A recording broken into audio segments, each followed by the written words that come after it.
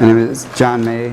I'm a physician in internal medicine, practicing for more than 15 years in the field of correctional health care. I'm the chief medical officer for a company in Miami. That's my full-time job. My other life is this volunteer service, looking at how we can bring some of the skills and systems that we have in place that are effective and functional in the United States to developing countries.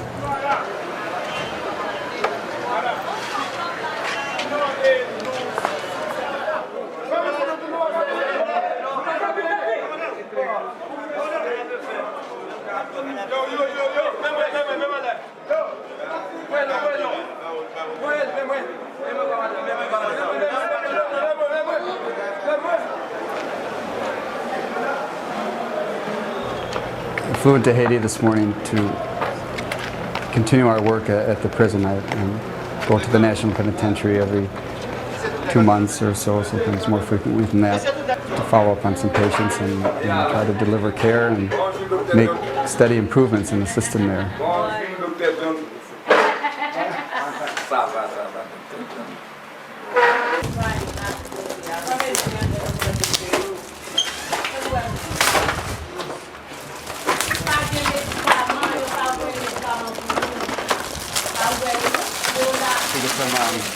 Some vitamin packs.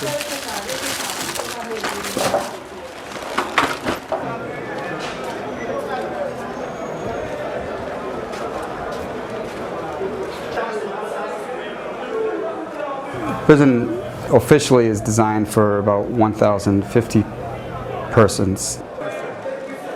Today's population is 3,054 inmates.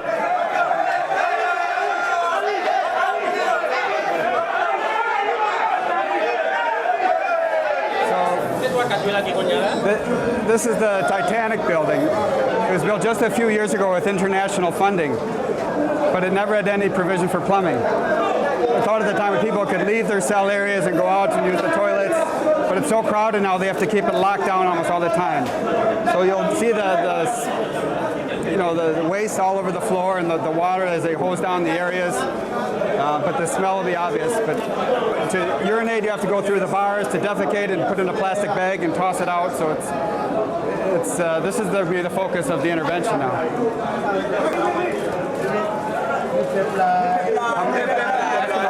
Ask him how many in here. Monsieur, nous combien de là? 47. 47. The intention was that the inmates would be able to leave these cell areas and go to the latrines, or go to an outdoor area where they've got some pits and access water that way. Well, because of the crowding and very few staff persons to maintain a safe environment, they're locked down in these rooms, and the rooms are mostly all small, different sizes, maybe a 20 by 20 room designed for 12 people, and some have 50 and 60 and 70 persons all crowded into them. In these rooms, ask how many people are in this one. Monsieur, nous combien tout compte là?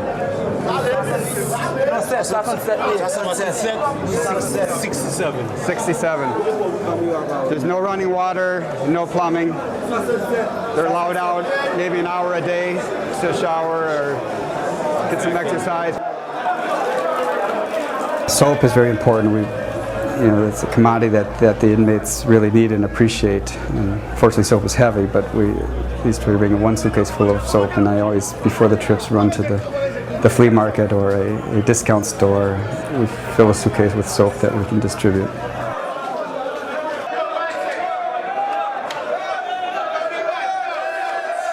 Walking into the prison with the soap can be really overwhelming, and first it threw me back, and I was afraid we were going to start little riots because everyone clamors for it.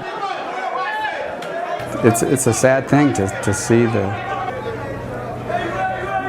frustration and the intensity with which they want to get just a simple bar of soap.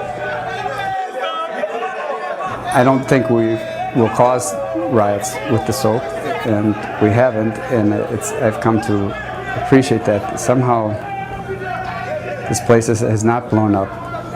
It seems like it's really on the teeter to explode. how all these people can be cramped in such a space under such conditions and still there's stability there. It's a fascinating thing to study and figure out. They're still clinging on to hope, and when you can provide something small as a bar of soap, it gives someone some hope.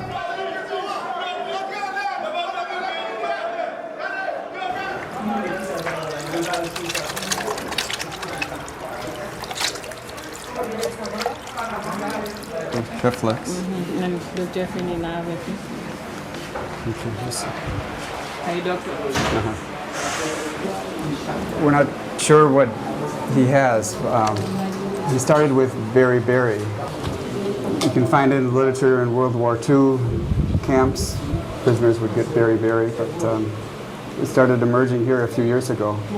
And simple thiamine pill or injection could cure it. But I don't think he got the replacement quickly enough, and that's why he's got the swelling in his feet now. I think the opportunity was missed to reverse it. It could have been cured easily with just a vitamin, with thiamine. Infectious diseases are a huge concern in the prison. Many come in with infectious diseases, and then crowded in these tight areas, the diseases can flourish. So mostly we're talking about tuberculosis, scabies. We had an enormous problem of scabies. Certainly sexually transmitted infections and HIV are prevalent throughout the prison.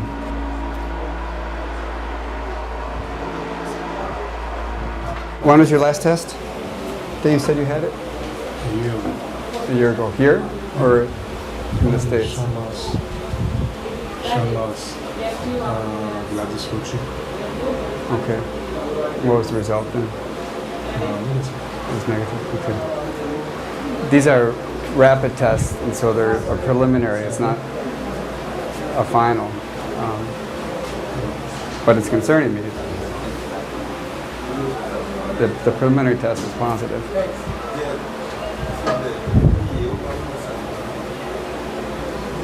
But we have to do more tests with the samples that I wrote.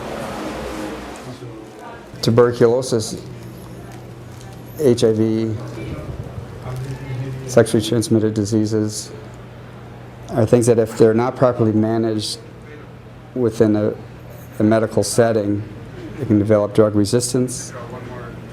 They certainly will spread to others. And most of these inmates are going to go out into the community. And if we're not addressing the problems there, we're actually incubating and creating a worse problem, and it will flourish, and we're going to spread this to the community.